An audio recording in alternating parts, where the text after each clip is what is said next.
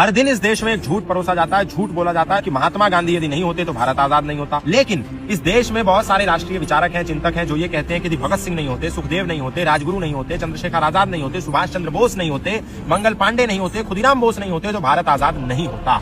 गांधी का भारत की आजादी से कोई लेना देना नहीं है। तो जब राष्ट्रवादी लोग ये बात करते हैं, ये फैक्ट रखते हैं, तो बहुत सारे लोग कहते हैं अरे ये तो आरएसएस के लोग हैं, ये तो राइटिस्ट हैं, ये तो संघी हैं, या ये तो प्रो हिंदू हैं, ये तो कम्युनल है, इस तरह की बात होती है। लेकिन आज मैं आपको एक फैक्ट बताना चाहता हूं जो इतिहास की पुस्तकों में तो है लेकिन हम पढ़ते नहीं। भारत के आजाद हो जाने के बाद जब फनी भूषण चक्रवर्ती कलकत्ता के एक्टिंग गवर्नर थे और चीफ जस्टिस भी थे, 1956 में क्लाइमेट एटली बंगाल दौरे पर आए और उस समय गवर्नर थे क्योंकि फनी भूषण चक्रवर्ती, तो प्रोटोकॉल के तहत क्लाइमेट एटली कलकत्ता के गवर्नर फनी भूषण चक्रवर्ती के आवास पे रुके। और जब वो आवास पे रुके तो फनी भूषण चक्रवर्ती ने क्लेमेंट एटली से सवाल किया कि भारत को आपने आजादी क्यों दी। और ये सवाल फनी भूषण चक्रवर्ती ने क्लेमेंट एटली से इसीलिए पूछा क्योंकि क्लेमेंट एटली ही वो व्यक्ति थे जो ब्रिटिश प्रधानमंत्री होने के नाते जिन्होंने भारत की आजादी के पत्र पर हस्ताक्षर किया था। तो इससे बढ़िया जवाब क्लेमेंट एटली से अच्छा और वास्तविक और तथ्यात्मक जवाब और निष्पक्ष जवाब और कोई दे भी नहीं सकता था कि भारत को अंग्रेजों ने आजाद क्यों किया।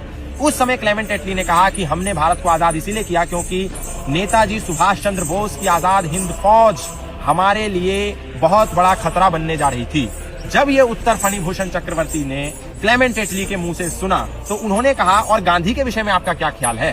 तो क्लेमेंट एटली ने कहा कि गांधी का भारत की आजादी में योगदान मिनिमल ऐसा एक शब्द उन्होंने प्रयोग किया, यानी कि न्यूनतम।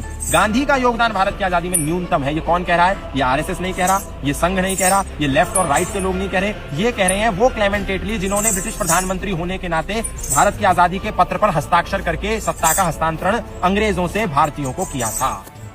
अब आप निर्णय कीजिए कि गांधी का भारत की आजादी में कितना योगदान था भी या नहीं था।